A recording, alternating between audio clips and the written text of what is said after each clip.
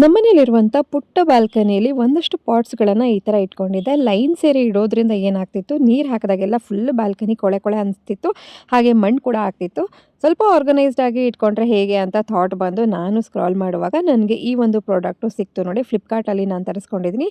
ಹಾಗೆ ನೋಡಿ ಈ ಥರ ನಟ್ಸು, ಬೋಲ್ಟ್ಸು ಮತ್ತು ಕೆಳಗಡೆಗೆ ಬೇಸ್ಗೆ ಹಾಕೋಕ್ಕೆ ಬುಚ್ಚು ಇದಿಷ್ಟನ್ನು ಕೊಟ್ಟಿದ್ದಾರೆ.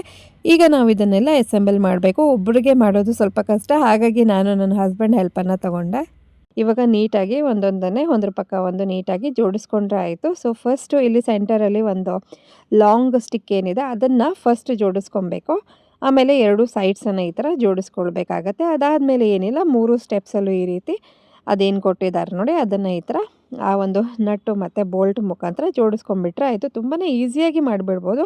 ಹಾಗೆ ಅಡಿಗಡೆಗೆ ಈ ಥರ ಒಂದು ಬೂಚ್ ಕೊಟ್ಟಿದ್ರೆ ಅದನ್ನು ಕೂಡ ಹಾಕಿಬಿಟ್ರೆ ಆಯಿತು. ನೋಡಿ ಸ್ಟೆಪ್ ವೈಸ್ ನಾವು ಈ ಥರ ಇವಾಗ ಗಿಡಗಳನ್ನು ಇಟ್ಕೊಳ್ಬೋದು. ಹಾಗೆ ಈ ಒಂದು ಸ್ಟ್ಯಾಂಡ್ ಅಡಿಗಡೆ ನೀಟಾಗಿ ಕ್ಲೀನ್ ಕೂಡ ಮಾಡ್ಕೊಳ್ಬೋದು. ಲೈಕ್ ಕಸ ಗುಡಿಸೋದಿದ್ರೆ, ನೆಲ ಒರೆಸ್ಕೊಳ್ಳೋದಿದ್ರೆ, ಬಾಲ್ಕನಿ ಕ್ಲೀನಿಂಗ್ ಮಾಡಬೇಕಾದ್ರೂ ಕೂಡ ಹೆಲ್ಪ್ ಆಗುತ್ತೆ. ನೀಟಾಗಿ ಆರ್ಗನೈಸ್ಡ್ ಆಗಿ ಅನ್ನಿಸ್ತು. ಲಿಂಕ್ ಬೇಕಿದ್ರೆ ಫಾಲೋ ಮಾಡಿಕೊಂಡು ಲಿಂಕ್ ಅಂತ ಕಮೆಂಟ್ ಮಾಡಿ ಡೈರೆಕ್ಟ್ DM ಮಾಡ್ತೀನಿ. Thank you.